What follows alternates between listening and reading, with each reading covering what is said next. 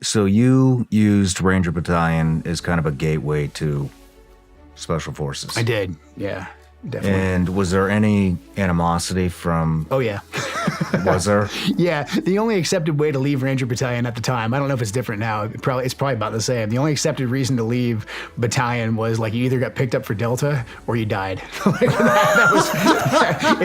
If you left for any other reason, you were like a horrible traitor. But it's kind of funny because regiment follows essentially the same rank structure and career progression as the infantry does. So really, as you move up the ladder, there's less and less ability for people to stay there.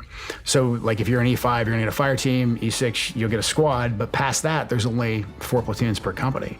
So if you're gonna get promoted, the dirty secret is a lot of Rangers end up going to SF. Like it's just not, it's not discussed, it's not talked about. So you still kind of, you know, the leadership still gives you the speech. So I got the speech before I left for Special Forces selection, which basically was, if you don't pass, you don't have a job here anymore. So you better pass. Like, that's pretty good motivation. That is damn good motivation, right? Yeah. So you leave Ranger Battalion, and then and what happens? You show up to selection. Yeah, go to selection. Standard, you know, you get your first couple days where you don't do a lot. Like you take a PT test there at Fort Bragg, and that's where everybody shows up. Like, so if you look at Special Forces class numbers, it's like we started out with like 300 or whatever, because they'll kind of let anybody come and take the PT test.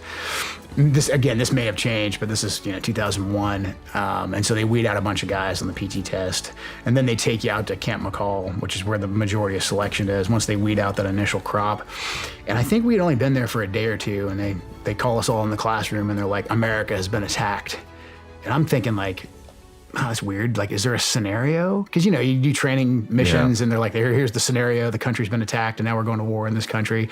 And so they start talking to us about, like, how America just got attacked. And I'm like, man, this can't be actually real. And then they actually bring in some TVs. And then they say, hey, if you're from the Washington, D.C. area or from the New York area, the offices are open. Just go grab phones and start calling your loved ones to make sure they're okay. And I was like, holy shit. Yeah, I was like, that makes it real. Yeah. So then, like, the next day, they bring in all the cadre and stuff. Like, a Special Forces selection, the cadre are famously very stoic. Like, they don't say very much to you by design. But after the attacks, they would break rank or break character probably like once a day, where they would give us newspapers. And they're like, hey, you guys are in a bubble here.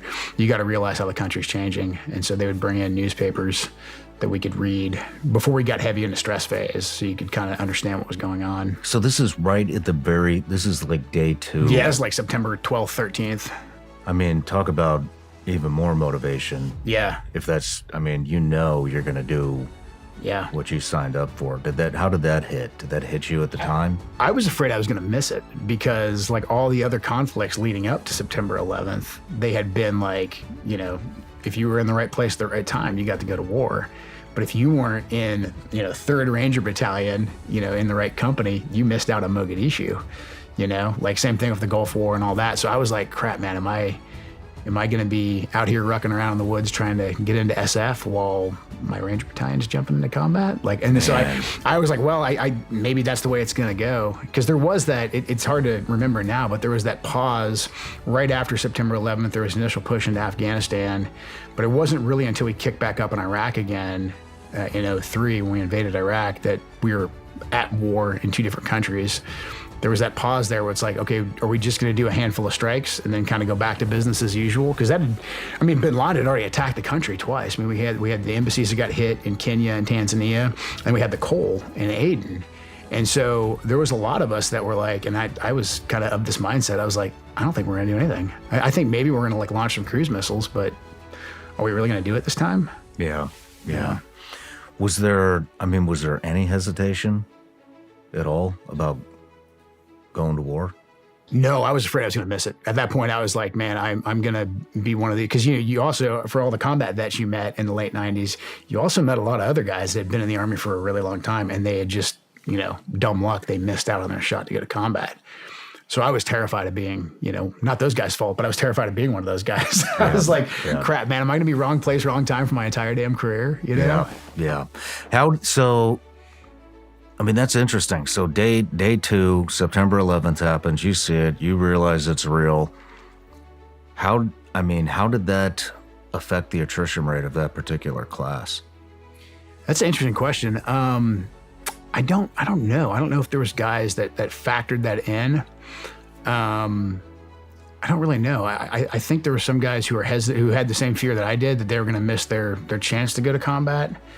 I think then, though, it was still kind of, I think the whole idea of like everyone's going to combat was kind of abstract. I don't think the Army, at least where I was serving, I don't think we really wrapped our heads around that until a couple years later, when it was like, oh, okay, now we're invading Iraq with like the entire military. This is going to be something that everybody is more than likely going to experience. Yeah. I mean, just you're not going right away. I mean, you have to get through selection. Then I don't know how long would it have been? Q course is long. Yeah. So you're talking years before you get the opportunity. Yep. To roll out. Yeah. So I get selections about a month, and I get back to Ranger Battalion in whatever it was, October, and my squad leader had just gone to Delta selection, and so we're back there with like all the rear detachment guys, and he's like, hey, we're gonna go load all the ammo pallets, and we're gonna go meet the rest of the battalion in Europe, and we might be the ones that jump into Afghanistan. And I was like, this is sweet. I just got selected for SF. We're going to jump into combat. But then, like, of course, a day later, we see that 3rd Battalion jumps in. So I'm like, oh, I guess that, we were supposed to leave in like 2 days. And so that didn't happen. So I was like, well, that's a sign. I should probably just go to the Q course and, hedge my bets with Special Forces, and maybe I'll get to, because at the time, the men on horseback thing had just happened. And I was like, okay, well, those guys were right there at the tip of the spear, like right after this happened. So I'm on the right track. Nice.